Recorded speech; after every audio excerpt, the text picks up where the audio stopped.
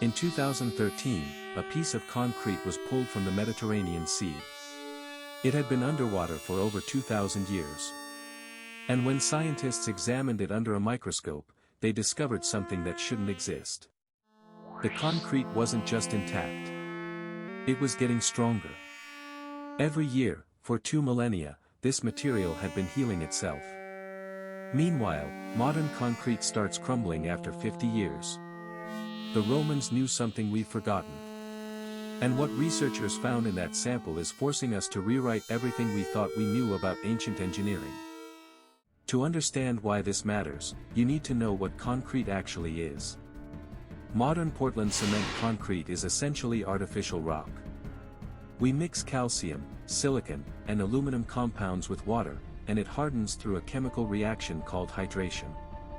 The problem? This reaction creates microscopic cracks. Water seeps in. Steel reinforcement rusts and expands. The concrete crumbles from within. We've built our entire civilization on a material that's slowly destroying itself. But the Romans built harbors, breakwaters, and foundations that have spent 2,000 years being battered by salt water, the most corrosive environment on Earth, and they're still standing. The question that haunted researchers for decades was simple: how? And more importantly, why can't we figure out their formula? The answer, it turns out, was hiding in plain sight.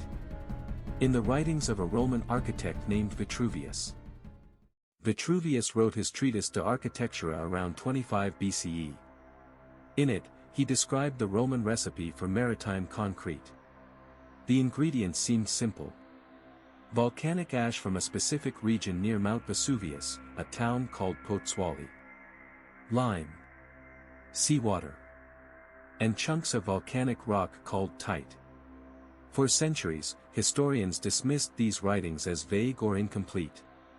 Surely the Romans must have had some secret additive, some lost technique. But in 2004, a geologist named Marie Jackson became obsessed with a different question. What if Vitruvius was telling the truth? What if the secret wasn't some missing ingredient, but something we fundamentally misunderstood about the ingredients themselves? She began collecting samples from Roman harbors across the Mediterranean. And what she found in those samples would take nearly a decade to fully understand. Now let me stop here because this is where the story takes a turn nobody expected. When Jackson and her team analyzed those Roman concrete samples, they found minerals that shouldn't exist. Not shouldn't exist as in surprising. Shouldn't exist as in physically impossible under normal conditions. They discovered aluminum tobermarite and philipsite, crystalline structures that modern science says require temperatures above 200 degrees Celsius and highly alkaline conditions to form. Conditions that absolutely did not exist in a Roman harbor 2,000 years ago. Yet there they were. Growing. Spreading. Getting stronger with age. It was as if the concrete had developed its own immune system. Every time saltwater seeped into a crack, instead of destroying the material, it triggered the growth of new mineral structures that sealed the damage. The Romans hadn't just built durable concrete.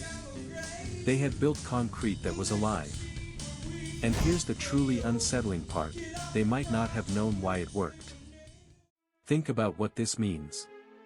We've spent 200 years developing modern concrete, pouring billions of dollars into materials science, and the best we can create lasts maybe 50 to 100 years in marine environments. The Romans, using Bronze Age technology and what we would consider primitive chemistry, created a material that gets stronger over millennia. And the key ingredient? The thing that makes it all work? Seawater. The very substance that destroys modern concrete was the catalyst for Roman concrete's self-healing properties.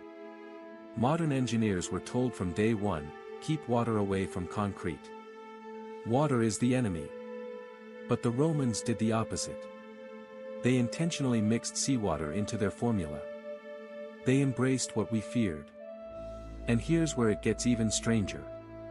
The volcanic ash from Pozzuoli wasn't just any volcanic ash. Its chemical composition was almost perfectly optimized for this reaction.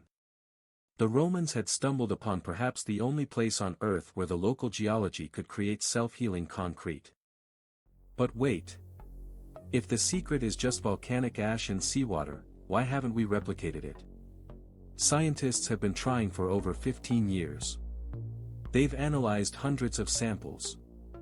They've mixed every conceivable combination of volcanic materials and saltwater. And they've failed. Every single time. The concrete they create is strong, yes. But it doesn't heal itself. It doesn't grow stronger over time. Something is still missing.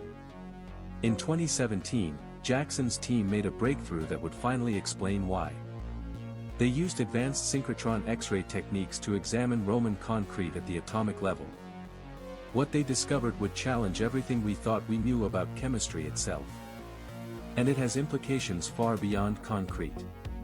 It could revolutionize how we build everything from nuclear waste storage to artificial reefs. But understanding what they found requires looking at a process that takes not years, not decades, but centuries to complete. But here's where everything we've discussed so far becomes just the beginning. Because scientists didn't just discover why Roman concrete